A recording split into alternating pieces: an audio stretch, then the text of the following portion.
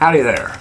So yesterday, I watched Monsters, and I was very much looking forward to watching this film. In fact, I blame myself for not liking it as much. This film got away from me in the theater. I very much wanted to see it in the theater.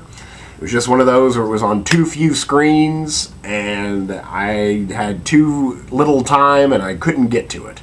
And even then, when it came out on DVD like a month ago, my Blockbuster store only got one Blu-ray, so I had to wait and ask every time, do you have Monsters on Blu-ray? Do you have Monsters on Blu-ray? Always hearing no, until this week, when they finally said yes. So I finally got to see it, after much anticipation. And I really wanted to love the movie, because I love monsters, and I love monster movies. I did not love this movie. And again, I blame my expectations more than anything. I want to make that clear. Expectations are the enemy of life.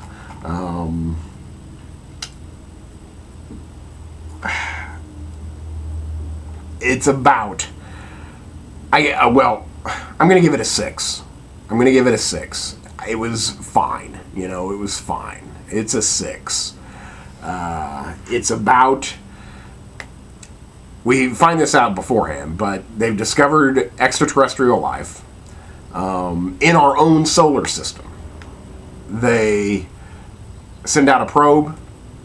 The probe comes back and breaks apart upon re-entry into the Earth, spreading the alien life, DNA, whatever, throughout the infected zone in Mexico. They close it off, and what have you. There are monsters in Mexico. There is a girl who apparently is the daughter of somebody wealthy.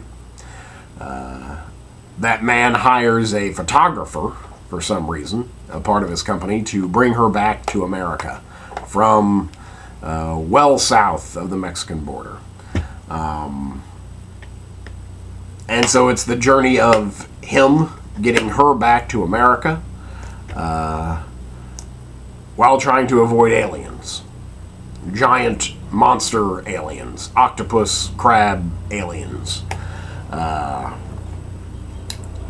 The big problem I have with this movie is that it took itself way too seriously. It wasn't much fun at all. And I guess, if they were in this situation, it wouldn't be fun, but, again, I didn't have a good time watching this movie. I thought it was fine. I thought it was technically good. Well directed. That's really what I admire about this film, is that it is a singular vision. It was produced and written and directed, as well as he did the special effects. Maybe he's a computer guy, I don't know, but he was credited solely as in charge of the special effects. So that it would be Gareth Edwards. So this is pretty much the singular vision of Gareth Edwards, and I can appreciate that. He obviously got his vision to the medium he wanted to, and that's a success. So I have to recommend that. Recommend it just on that.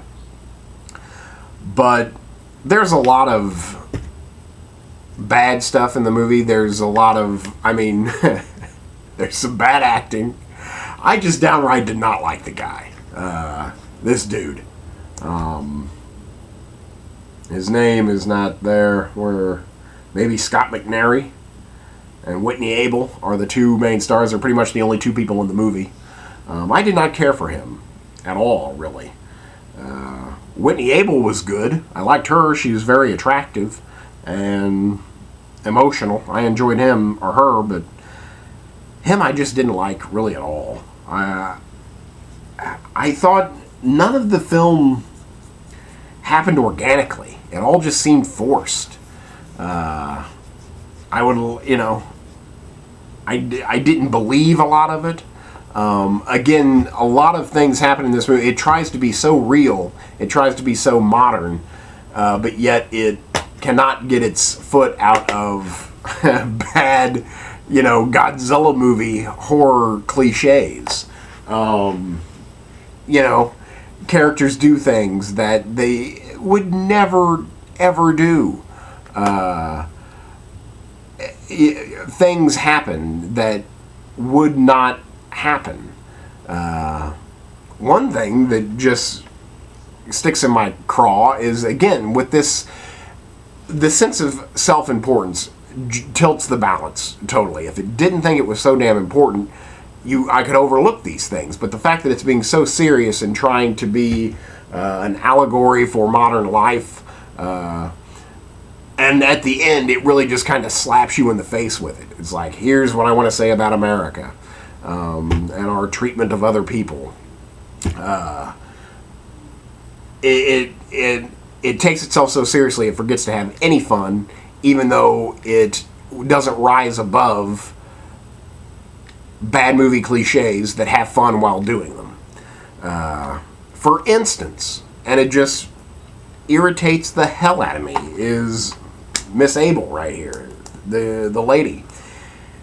She knows she's going to go on a trek through dangerous wilderness, aliens, the unknown, basically.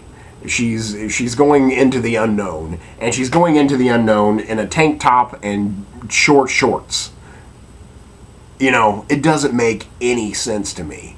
If you want to make something serious that's an allegory about modern life, have your main actress, be real. Or a main character, be real. Make her wear pants. Make her wear boots. Don't have her be a bikini model. It just, I don't know, it really irritated me. It really irritated me. The unbalance of it. I like the monsters. The monsters were basically, again, crabs mixed with octopuses, or octopi. And I like octopi, so it was kind of cool to see giant octopi walking around on land and doing their octopi thing. Again, the monsters were cool, the special effects were good.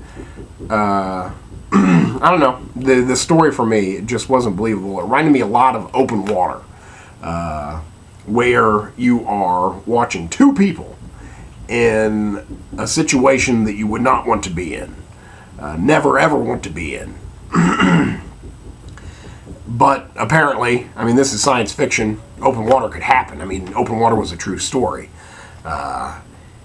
Here, it seems like they're always on edge, always seemingly ready to fall in love, always seemingly ready to kill each other, even though they're perfect strangers, of course.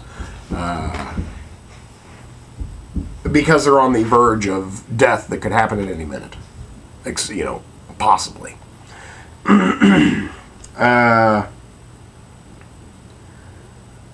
thought some of the acting was really bad.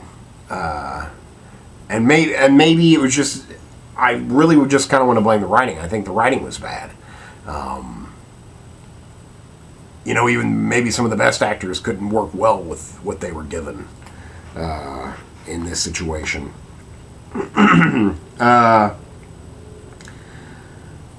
I really don't know what else to say.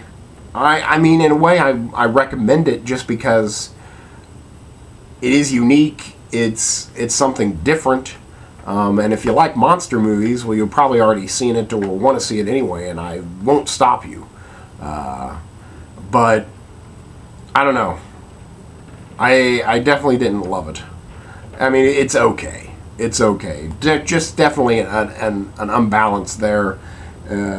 It took itself way too seriously, and I didn't have fun. It's an hour and a half, and I felt every minute of those 90, especially the first 45 minutes. Just a crawl. You're just waiting for some monster action, some hot monster action. And I guess it does kind of pay off. There is a payoff. The ending is not unsatisfying. It definitely makes you think.